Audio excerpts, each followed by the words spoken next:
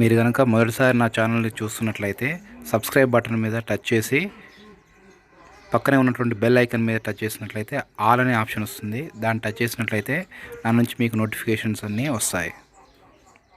Hi అండి, welcome to IIT chemistry Telugu channel. ఒక student నన్ను ఈ క్వశ్చన్ అడగడం జరిగింది. అదేంటంటే how to find out N factor for redox reactions.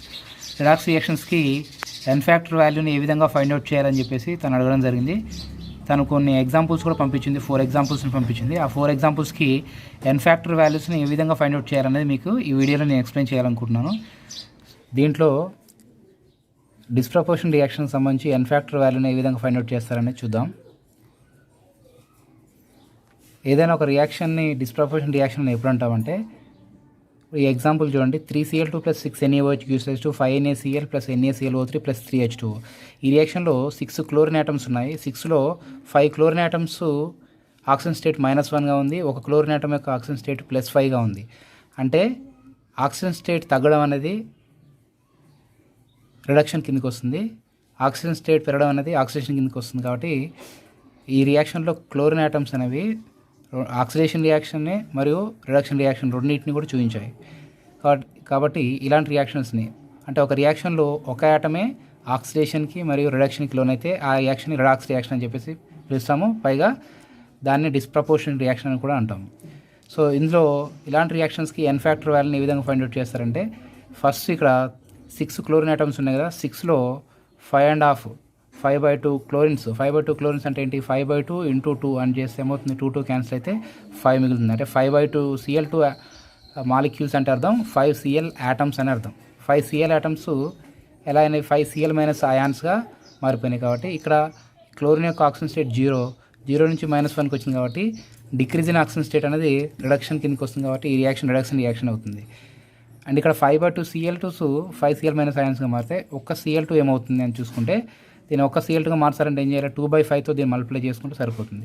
2/5తో multiply చేసుకుంటే ఏమవుతుంది? 2/5 5/2 2 క్యాన్సిల్ అయిపోతాయి, 1 Cl2 అవుతుంది. ఇక్కడ 2/5తో మల్టిప్లై చేస్తే మనకి 5 క్యాన్సిల్ అయ్యి 2 మిగులుతుంది. సో Cl2 = 2 Cl- అయాన్ అని తీసుకోవచ్చు. ఇక్కడ Cl2 0గా ఉంది, ఇక్కడ Cl -1గా ఉంది. 2 Cl కాబట్టి -2 అవుతుంది. ఇక్కడ 0 నుంచి -2 చేంజ్ ఎంత అవుతుంది ఇక్కడ అంటే, మనం నెంబర్ సైన్ అనేది కన్సిడర్ చేయకుండా ఓన్లీ నెంబర్ చేంజ్ అనేది తీసుకున్నట్లయితే 0 -2 ఎంత అవుతుంది? +2 అవుతుంది. అంటే 2 ఎలక్ట్రాన్స్ ఇక్కడ మనకి యాడ్ అయినాయి. కాబట్టి ఈ రియాక్షన్లో మనం ఎన్ ఫ్యాక్టర్ వాల్యూ 2 తీసుకుంటాము, దీన్ని m/2గా రాసుకోవడం జరుగుతుంది. నెక్స్ట్ ఇంకొక క్లోరిన్ మిగిలిపోయింది కదా, ఆ క్లోరిన్ని మనం ½ Cl2 అంటే Cl2 మాలిక్యూల్ని ½ Cl2గా రాస్తే దాని అర్థం ఒక Cl ఆటమ్ ఉందని అర్థం. ఆ Cl ఆటమ్ మనకి ఇక్కడ Cl +5 ఆక్సిజన్ స్టేట్గా మారిపోయింది. కాబట్టి 0 నుంచి +5 అంటే ఇంక్రీజ్ ఇన్ ఆక్సిజన్ స్టేట్, కాబట్టి ఇది ఒక ఆక్సిడేషన్ రియాక్షన్ అవుతుంది. సో ½ Cl2కి Cl +5 కాబట్టి ఒక Cl2కి ఏమవుతుంది ఇక్కడ అంటే, దీన్ని ఇంటూ 2 మల్టిప్లై చేసుకుంటే మనకి ఒక Cl2 అవుతుంది ఇక్కడ. సో అప్పుడు ఇది కూడా ఇంటూ 2 అవుతుంది కాబట్టి 2 Cl +5 అవుతుంది. ఇక్కడ ఎలక్ట్రాన్స్ ఎక్స్చేంజ్ ఎంత అవుతుందంటే, ఇక్కడ 0 నుంచి ఒక క్లోరిన్ +5, 2 క్లోరిన్స్ +10 అంటే 0 to +10 కాబట్టి ఇక్కడ చేంజ్ ఎంత అవుతుంది? చేంజ్ ఎప్పుడు కూడా మోర్ మైనస్ లెస్ తీసుకోవాలి. కాబట్టి 10 - 0 అంటే ఇక్కడ 10 అవుతుంది. అంటే దీని వాల్యూ m/10 అవుతుంది. ఎన్ ఫ్యాక్టర్ వాల్యూ ఈ రియాక్షన్కి ఎన్ ఫ్యాక్టర్ వాల్యూ 10 అవుతుంది. సో ఇది ఒక డిస్ప్రపోర్షన్ రియాక్షన్ కాబట్టి డిస్ప్రపోర్షన్ రియాక్షన్కి ఎప్పుడు కూడా ఈ ఎన్ ఫ్యాక్టర్ వాల్యూస్ రెండింటిని యాడ్ చేయాల్సి ఉంటుంది. ఇక్కడ m/2 m/10 రెండు ఉన్నాయి కాబట్టి ఈ రెండింటిని మనం యాడ్ చేయాలి, m/2 + m/10. సో దీనికి LCM చేసినట్లయితే 10 అవుతుంది. ఇక్కడ 2 5 టైమ్స్ పోతుంది కాబట్టి 5m అవుతుంది, ప్లస్ ఇది 1 టైం పోతుంది కాబట్టి 1m అవుతుంది, 6m/10 అవుతుంది. దీన్ని m/10/6 అవుతుంది. సో ఇక్కడ m/సంథింగ్ ఏదైతుందో ఆ సంథింగ్ వాల్యూ మనకి ఎన్ ఫ్యాక్టర్ వాల్యూ అవుతుంది. కాబట్టి ఇక్కడ 10/6 అనేది ఎన్ ఫ్యాక్టర్ అవుతుంది. సో ఈ విధంగా ఈ డిస్ప్రపోర్షన్ రియాక్షన్కి మనం ఎన్ ఫ్యాక్టర్ వాల్యూని 10/6గా కనుక్కోవడం జరుగుతుంది. సెకండ్ ఎగ్జాంపుల్ తీసుకున్నట్లయితే, K2Cr2O7 + 14HCl = 2KCl + 2CrCl3 + 3Cl2. ఈ రియాక్షన్కి ఎన్ ఫ్యాక్టర్ కనుక్కోవాలంటే మనకి దీంట్లో పొటాషియం ఎట్లాగో 2K+ అయాన్స్, రియాక్షన్స్ అయితే 2K+ అయాన్స్ కాబట్టి అవి ఎలాగో చేంజ్ అవ్వవు కాబట్టి వాటిని మనం తీసుకోవాల్సిన అవసరం లేదు. Cr2O7 అనేది ఎలా మారుతుంది? ఇక్కడ CrCl3లో క్రోమియం మీద ఎంత ఛార్జ్ ఉంటుందంటే +3 ఉంటుంది. 2 క్రోమియమ్స్ ఉన్నాయి కాబట్టి 2Cr+3 తీసుకున్నాం. ఇక్కడ మనం Cr2O7 - 2కి ఇక్కడ మనకి మెథడ్ ఏంటంటే 7 ఆక్సిజన్స్ ఉన్నాయి కాబట్టి ఇటువైపు right side 7 H2O molecules add చేయాల్సి ఉంటుంది. 7H2 మాలిక్యూల్స్ యాడ్ చేస్తే మనకి ఆక్సిజన్ ఆటమ్స్ బ్యాలెన్స్ అయిపోయాయి. తర్వాత హైడ్రోజన్స్ బ్యాలెన్స్ చేయాలి కాబట్టి 7 × 2 14 హైడ్రోజన్స్ ఉన్నాయి కాబట్టి ఇటువైపు 14H+ అయాన్స్ యాడ్ చేయాలి. దీన్ని అయాన్ ఎలక్ట్రాన్ మెథడ్ అని చెప్పేసి పిలుస్తాం. అయాన్ ఎలక్ట్రాన్ మెథడ్ యూజ్ చేస్తున్నాం ఇక్కడ మనం. Cr2O7-2 plus 14H+ ions uses 2Cr+3 plus 7H2 అవుతుంది. సో ఫస్ట్ అయాన్స్ అయితే 14H+ అయాన్స్ యాడ్ చేస్తాం. నెక్స్ట్ ఎలక్ట్రాన్స్ యాడ్ చేయాలి కాబట్టి Cr2O7 పైన -2 ఉంది, 14H+ పైన +14 ఉంది, రెండు కలిపితే +12 అవుతాయి. LHS సైడ్ +12 ఉంది, RHS సైడ్ 2 × +3 + 6 ఇక్కడ 0. సో మొత్తం కలిపి ఇక్కడ +6 ఉంది. అంటే ఇటువైపు +12 ఇటువైపు +6 ఉంది కాబట్టి దీన్ని బ్యాలెన్స్ చేయడం కోసం ఇక్కడ -6 అంటే ఒక ఎలక్ట్రాన్ -1 కాబట్టి -6ని యాడ్ చేయడం జరుగుతుంది ఇక్కడ. సో 14 HCl మాలిక్యూల్స్కి మనకి 6 ఎలక్ట్రాన్స్ అవసరం పడతాయి. ఒక HCl మాలిక్యూల్కి 6/14 ఎలక్ట్రాన్స్ అవసరం పడతాయి. 6/14ని మనం ఎలా తీసుకోవచ్చు? 2 3s 2 7s 3/7 ఎలక్ట్రాన్స్ అని తీసుకోవచ్చు. దీన్ని మనం సో ఎన్ని ఎలక్ట్రాన్స్ తీసుకున్నామో అదే n ఫ్యాక్టర్ అవుతుంది కాబట్టి 3/7 అవుతుంది. అంటే n ఫ్యాక్టర్ వాల్యూ వచ్చేసి ఎంత అవుతుంది మనకి? 3/7 అవుతుంది. ఎగ్జాంపుల్ 3 తీసుకున్నట్లయితే 8 moles of Ka plus 5 moles of H2SO4 gives us to 4 moles of K2SO4 plus 4 moles of I2 plus H2S plus 4 moles of H2.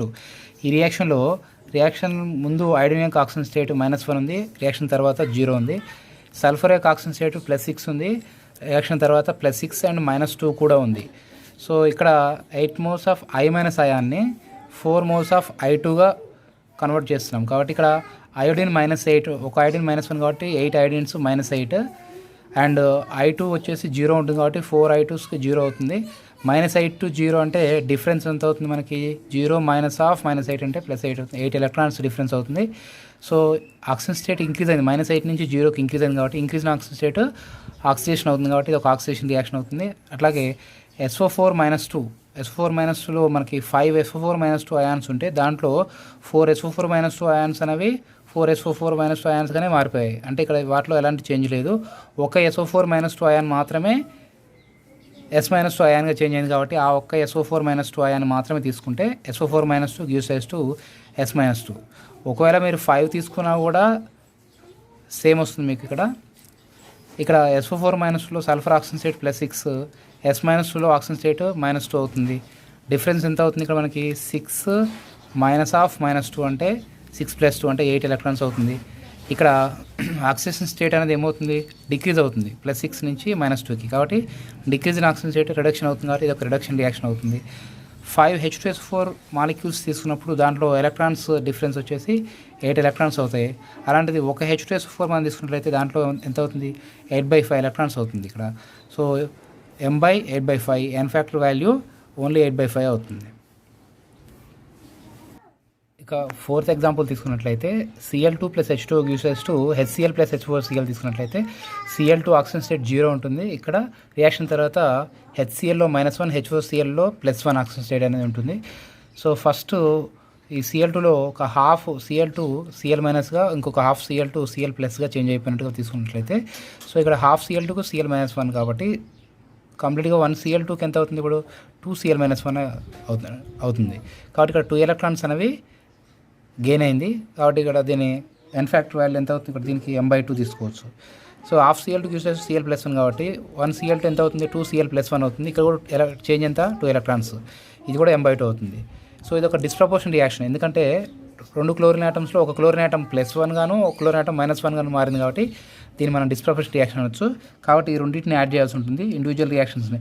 ఒకటి ఆక్సిడేషన్, ఒక రిడక్షన్. ఇక్కడ మనకి ఎలక్ట్రాన్స్ అనేవి యాడ్ అయినాయి కాబట్టి సో ఎడిషన్ ఆఫ్ ఎలక్ట్రాన్స్ ఇది మనకి increase in oxygen state కాబట్టి ఇక్కడ డిక్రీజ్ ఇన్ ఆక్సిజన్ స్టేట్ కాబట్టి ఇది రిడక్షన్ రియాక్షన్ అవుతుంది. ఇక్కడేమో ఆక్సిజన్ స్టేట్ ఇంక్రీజ్ అయింది కాబట్టి ఇది ఆక్సిడేషన్ రియాక్షన్ అవుతుంది, ఇది ఒక రిలాక్స్ రియాక్షన్ అవుతుంది. సో m/2 + m/2 రెండు కలిపితే 2m/2 that is equals to 2 cancel అయితే m/1 అవుతుంది. n ఫ్యాక్టర్ వాల్యూ వచ్చేసి ఓన్లీ 1 అవుతుంది. సో ఈ విధంగా మనం డిస్ప్రపోర్షన్ రియాక్షన్ అంటే డిస్ప్రపోర్షన్ రియాక్షన్ ఏంటి? ఇక్కడ రిలాక్స్ రియాక్షన్లో 1 టైప్ ఆఫ్ రియాక్షన్. వీటికి ఏం చేయాలంటే so reduction and oxidation reaction సంబంధించిన రెండింటి యొక్క n ఫ్యాక్టర్ వాల్యూస్ని ఏవైతే ఉన్నాయో వాటిని యాడ్ చేయాల్సి ఉంటుంది. యాడ్ చేస్తేనే మనకి టోటల్ వాల్యూ అనేది వస్తుంది. దాని నుంచి n ఫ్యాక్టర్ వాల్యూని మనం ఫైండ్ అవుట్ చేయడం జరుగుతుంది. ఇది డిస్ప్రపోర్షన్ రియాక్షన్కి సంబంధించిన ఏదైనా ఒక రిడాక్స్ రియాక్షన్కి n ఫ్యాక్టర్ వాల్యూని కనుక్కోవడానికి ప్రాసెస్.